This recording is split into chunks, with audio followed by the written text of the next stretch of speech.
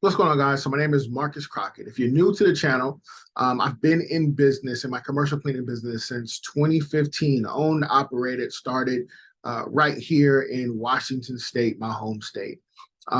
Our business stretches over 4 or 5 different counties.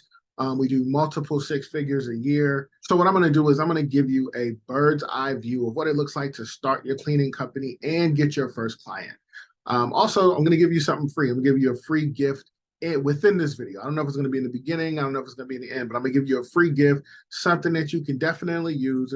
More than likely to put money in your pocket or someone that you know.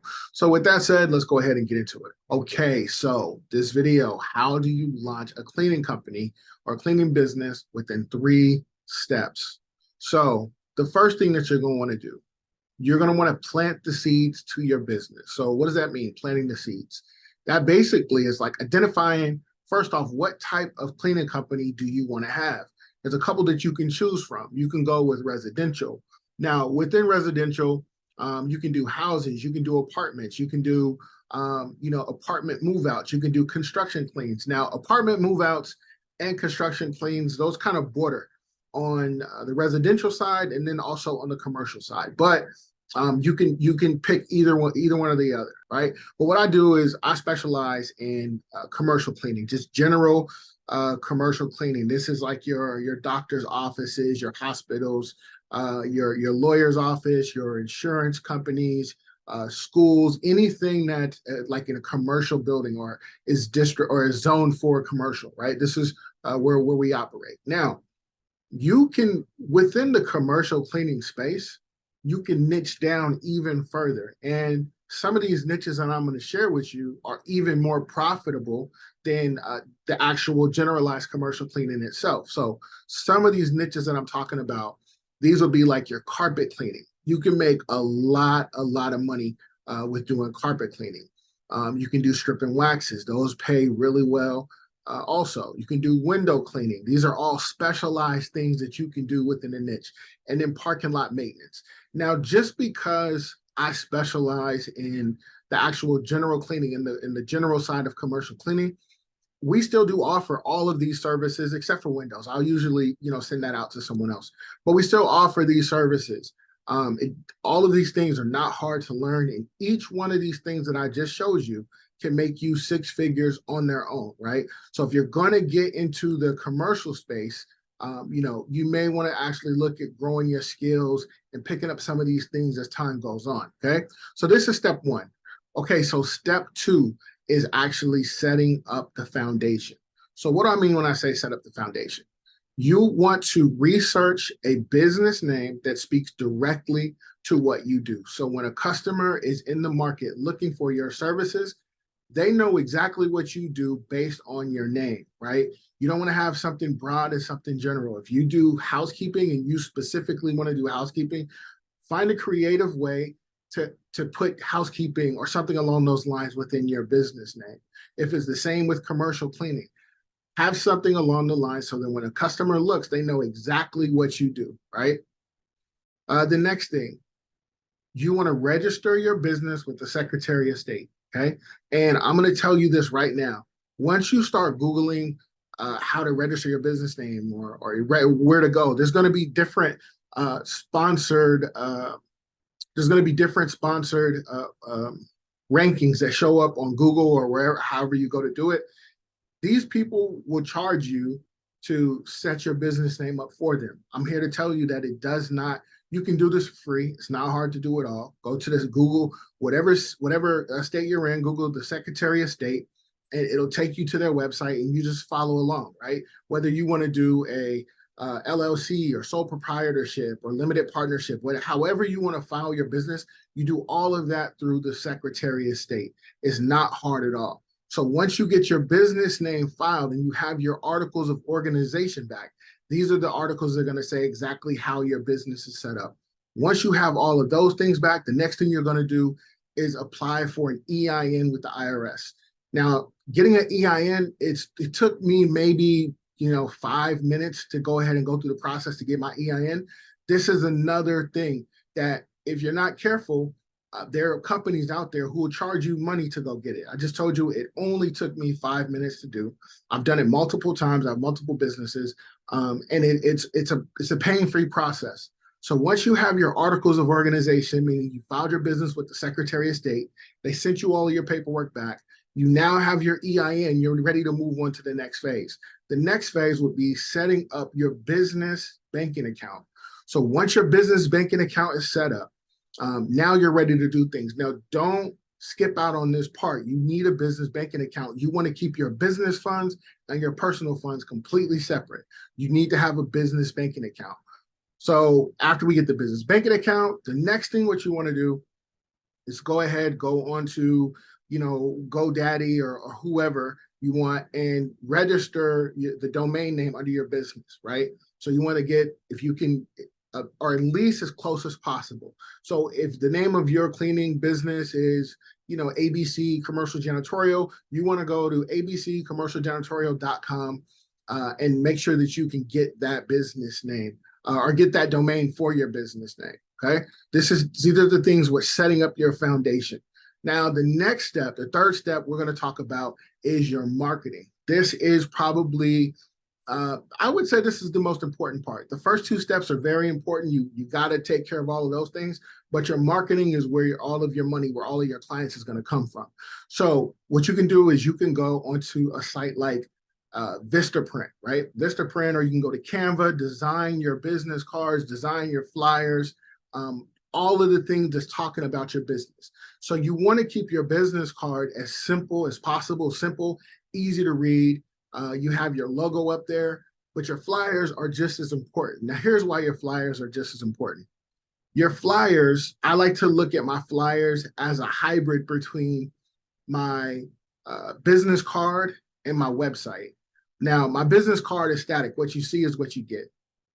But my flyer is going to be so much more information on what we do, some specials we may have, it's just going to be a little bit more information. You want to make sure that you use both sides.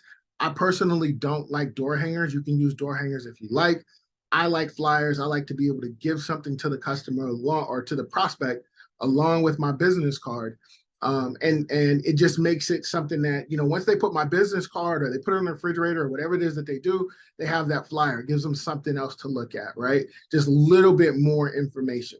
So once you have those two things set up, right, you can use a free way, right? And I'll go ahead and I'll post the free way to show you how you can get your first client, or you can use a paid method. We do also offer a paid method for you to go ahead and get your first walkthroughs, right? So however you look at it is completely up to you. Some people say time is money. I personally like to use money so that I can buy my time.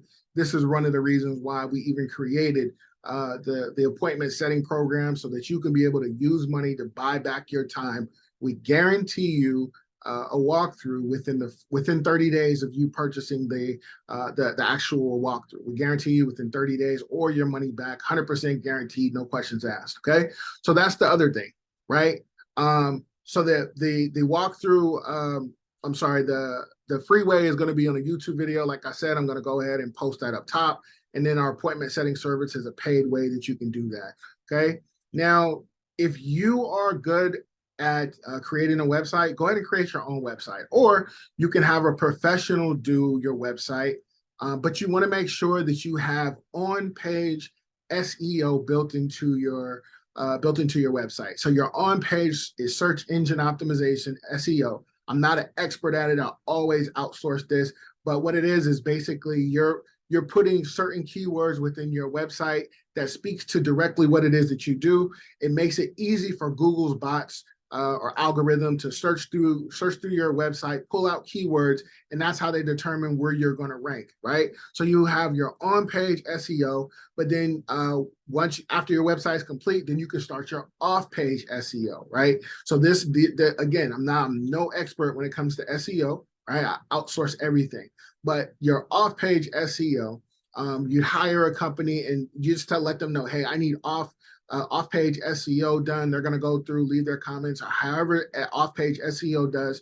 Like, that's what they do. I'm nowhere near my expert. But you could find both of these services on a site like Fiverr. It does not cost nearly as much money as some people may think it does to have a website built. And it's a resource that, you know, having your SEO completed is not anything that you're not gonna see drastic results right away.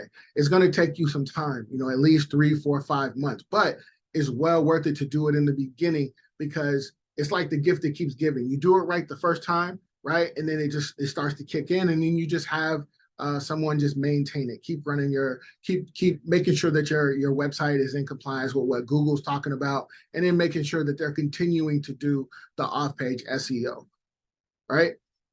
The next thing, you're going to need equipment. So some of the basic equipment that you're going to need a mop, you're going to need a vacuum, you're going to need a duster, you're going to need all of your disinfectant, you're going to need your mop solution, microfiber towels.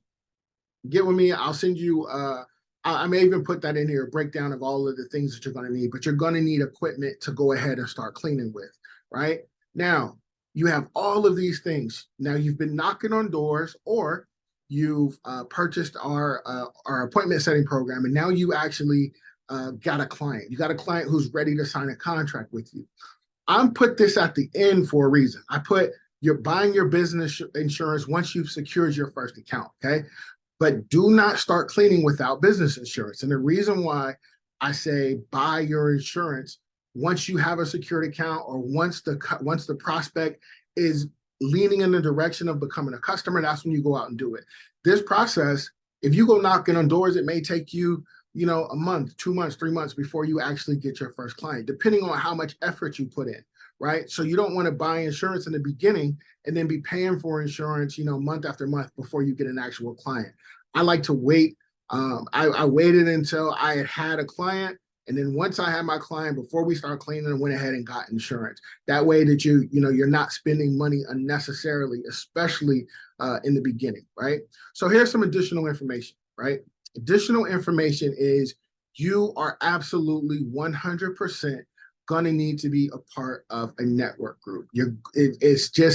It makes things so much easier. If you're not in a tribe full of entrepreneurs or like-minded people, you may sound, your words may get lost on people who have no desire to do what it is that you're doing, right? So this is the reason why I created a right now it's a free Facebook group, right? You can be a part of it. And the cool part about it is, right, we're just getting started with it. But once we reach our first 100 members, I'm going to do a drawing. I'm going to give out a free walkthrough. And all you need to do is you need to have your active business license, right? You need to have an active business license and be a part of the group. That's it. And you'll be eligible for that drawing. So we can go ahead and get you your first walkthrough. Okay.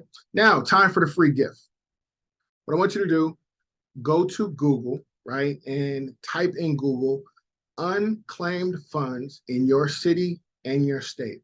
Is going to take you to a government website. I think it may take you to the Department of Revenue or something like that. But it's a government website. And what this site is like this. Sometimes when you work at a job and they don't give you all of the money, or if you had an unpaid, or if you had a paid bill or an overpaid bill with like the city or the state light bill, whatever it is, and they couldn't find you to give you back what was owed to you, they'll send it to this. I want to say it's the Department of Revenue. I believe it's the Department of Revenue. They'll send it there, and they'll have to leave it there until you come back and claim it later on, right? So go there, go to Google, type in unclaimed funds, your city, your state.